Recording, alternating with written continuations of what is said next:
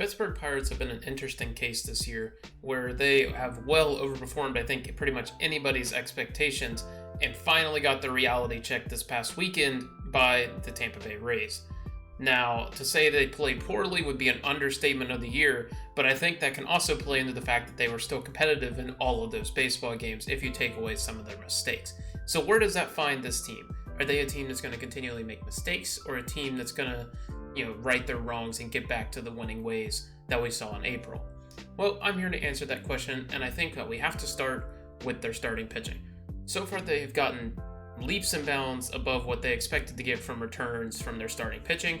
Mitch Keller's continued his good form, pitching pretty well. I mean, a 3.32 ERA, nothing to scoff at, just going out there getting the job done every single 5 days. The story of the team has been Vince Velasquez, though. 3.06 ERA, absolutely phenomenal so far this year, and he's not that far off what you would expect. His FIP is only 3.79, which is a little bit of a jump up, but I mean, that's still a solid pitcher, and this is a guy that once was touted as a top prospect. So I mean, if he can continue to get good production out of him, that's a guy that you can continue to count on down the road. And another guy that I've seen tremendous improvement out of is Roansy Contreras. His FIP is way lower than his ERA. He's kind of gotten unlucky in some big spots where some guys hit some bloopers or something. And I know that all counts towards the ERA at the end of the day, but I think that, if he gets a little bit luckier on some of those, you could definitely see him pitching a lot better, and his numbers will kind of reflect that. And I think he's having a great year.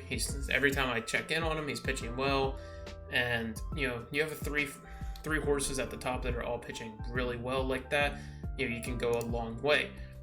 I mean, you look at the other two. You have Johan Oviedo, who started the year off great, had that one rough outing where he just got absolutely blown up, and he had some injury concerns. But, again, if he can kind of find that form again, excellent 4th and 5th guy. Same thing with Rich Hill, who scares the living crap out of me every single time he goes on the mound.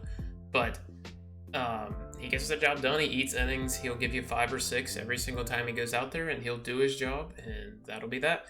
And I think the bullpen, oh my goodness, it goes understated how great this bullpen has been so far this year.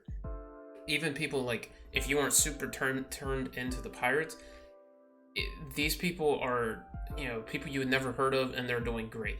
Jose Hernandez, who was a Rule 5 draft pick, has been absolutely phenomenal. Excellent left-handed reliever. Even a guy like Dwayne Underwood, who has never been a great track record, has a 2.3 ERA. Colin Hollerman's been solid as the 8th inning setup man. We don't need to talk about David Bednar. He's been phenomenal. Even a guy like Robert Stevenson down the line has a 1.29. I know he hasn't pitched like a crap ton of innings, but still, these are quality innings that you're getting from these pitchers, even if they aren't necessarily pitching all the time. This bullpen has been phenomenal so far this year, except for a few guys. But, for the most part, they have been phenomenal this year, and there's nothing that you can complain about because a lot of them are probably overperforming to some degree, or are just players that we didn't really know about coming into the year. I think another large aspect to this team's success so far is the off-season acquisitions that they made, starting with the heart and soul of this team, Andrew McCutchen. Andrew McCutchen, we all know who he is as Pittsburgh Pirates fan. We know what he brings to this team, and we know what he means to the city. Now, he is having a better year than I think a lot of people would have gave him credit for going into the year. It was people probably more thinking he was like an icon piece more than anything. But he's actually having a decent year. He has cooled off quite a bit over the last week or so. But you look at the numbers, he's hitting well. He's walking a considerable amount more than he did last year, which is always great to see him do. He is actually kind of getting unlucky with the BABIP, which I'm going to kind of harp on in this video. BABIP is basically how often you're getting a hit for every ball you're putting in play. His is sitting around, let's say about 50 points below his career average. So if you get that up, his numbers are going to inflate once again. And I'm really excited to see what he can do in a full season. He might tire out a little bit as the season go on. He is 36 years old. But even just being the leader in that clubhouse, he has been phenomenal and really rejuvenated this Pirates squad. Another guy that's been huge for the Pirates so far is Carlos Santana, the first baseman. Yeah, I was thinking he would have to, maybe lose some of his time to Ji-Man Choi. Obviously, Ji-Man Choi really struggled out the gate and got injured. So here we are. We have Carlos Santana, pretty much playing a full-time first base. And while he's not overwhelmingly, performing, he's doing about what his league average is. He is getting a little bit lucky with his BABIP compared to his career average. So his numbers should come down a little bit as the season progresses. But so far, been a phenomenal year in terms of just being a veteran leader, being a consistent force in the lineup. You can never complain about somebody, giving you the production that he is, especially whenever you're a Pirates team that realistically didn't have any of first basemen that did anything like any of the last 5 years, it feels like. So it's great to have him in the lineup. A guy I think nobody could have seen coming, Connor Joe, formerly of the Colorado Rockies, drafted by Pittsburgh, believe it or not. He kind of surprised me. I was expecting to see him have this really high walk rate and have him have jarring numbers, especially on like a rate basis, away from what he normally would. But he really doesn't. The only thing that's really high for him is his BABIP, which is about 70 points higher than his career average, unfortunately. So his numbers will come down, but this guy is a professional hitter. He does not swing out of the zone. He's literally the 100th percentile in chase rate. So he is phenomenal in that sort of thing. He is just hitting the ball way harder this year. His hard hit percentage is up 14% from his normal career average. So I don't know if it's just him really being locked in, what it is, but I think if we're being realistic, it probably will come down. But a lot of those per rate numbers, except for BABIP, are pretty well in line. His strikeout rate's about the same, his walk rate's about the same, his home run rate is a little bit up, but whenever you're hitting the ball 14% harder, like that's gonna happen.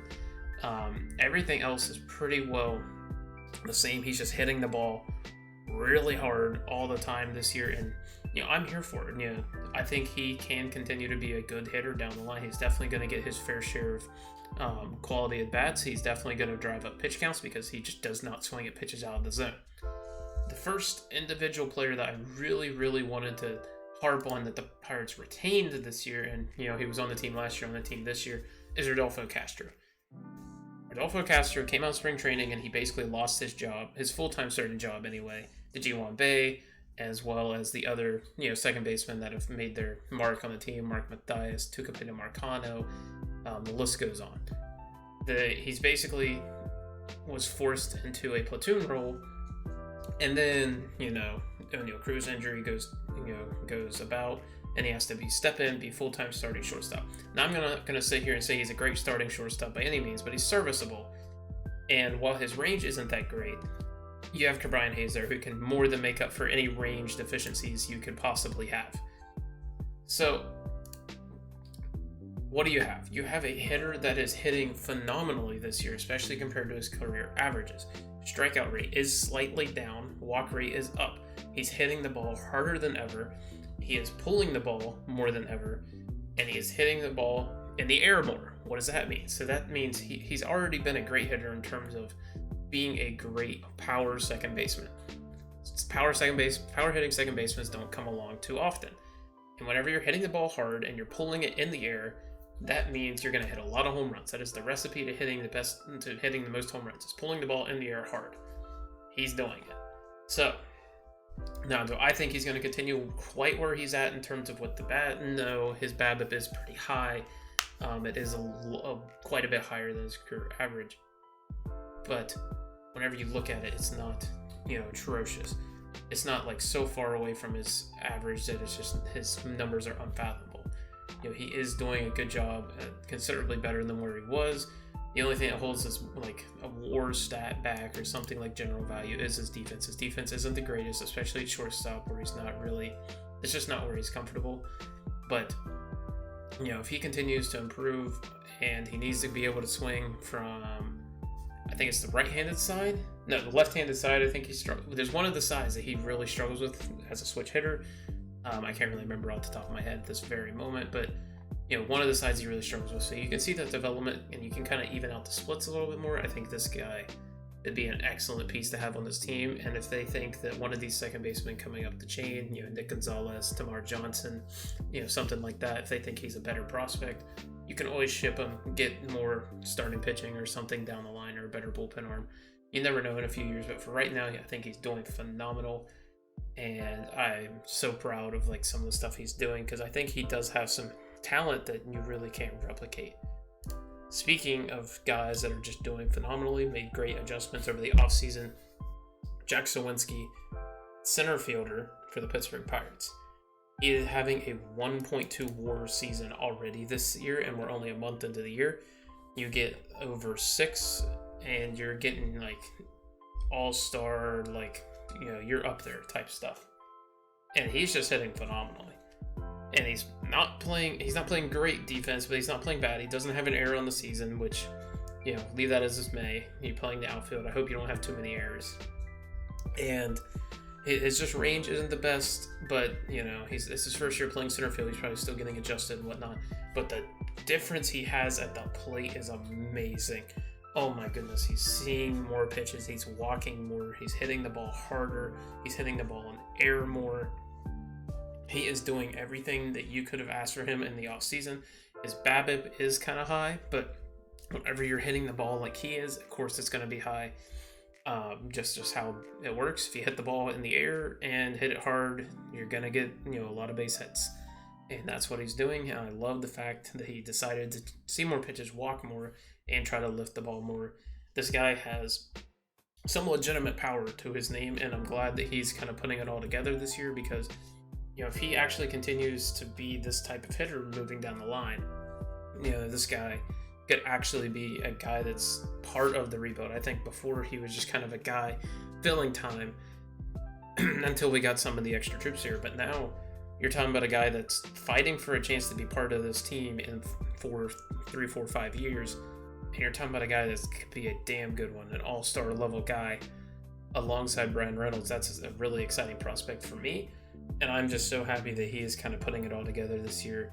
And I don't think his numbers are that unsustainable. I think that his numbers will come down a little, but I think, him sitting well above, sitting at a 130, 120 OPS plus is nothing unreasonable. I think he's going to have a good bit of home runs, barring injury. And I think he's going to put together a really good year, and I wouldn't be surprised to maybe see him at the All-Star game. He might not get there just because it's popularity vote, but if there's reserves or something, I could see Jack Suwinski making it. And just think, a lot of these guys are due for some regression, but there is some mental things that kind of help you as a Pirates fan.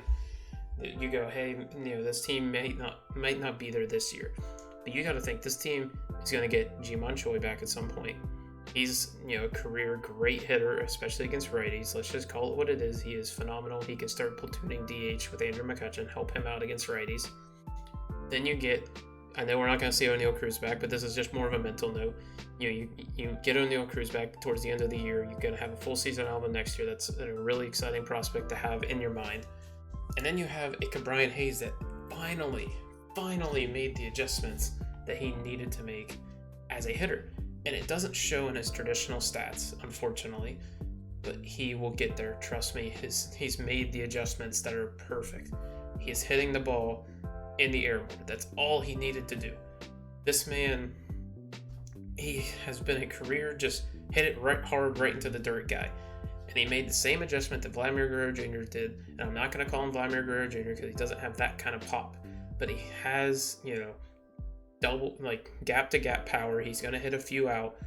He's going to be an excellent guy. And if he can even just be an average hitter, oh my goodness, the value that this guy has. Because if he can just be an average hitter, he will have so much impact on a game. He already has so much impact, and he basically is swinging a wet noodle. And if he can just have any impact with the bat whatsoever, if he can be a league average hitter, slightly above average, he is phenomenal. If you go look at his baseball savant, he has a lot, or baseball, what is it? Baseball savant, we'll just call it that. Statcast, or whatever it is. He has a lot of red circles. A lot of them, he is in an excellent percentile. He just has to just put it together, and he has to keep doing what he's doing, not get in his head. The traditional numbers will come together. He just needs to lift the ball more, and he'll be fine. He's doing it better this year. He has a 24% fly ball rate as opposed to 17, 19 for his career. He's gonna get better. He will continue. His numbers will even out. He's striking out career low right now. He's doing great. Just keep doing what you're doing, and things will even out. I promise you. And I'm sorry this video kind of turned into that, but my love for Brian Hayes, but we're getting there. But that's this kind of silver lining. I think they will and are due to regress substantially. I don't know. You could be looking at maybe like a 500 record, maybe slightly below, but I think this team is due for some regression. Maybe not clear back down into the tank, clear back down the bottom of the division. But I think this team due for some regression, but there is some silver linings to have from this team, that they're close. They're so close, and they have reinforcements coming, and I am so excited.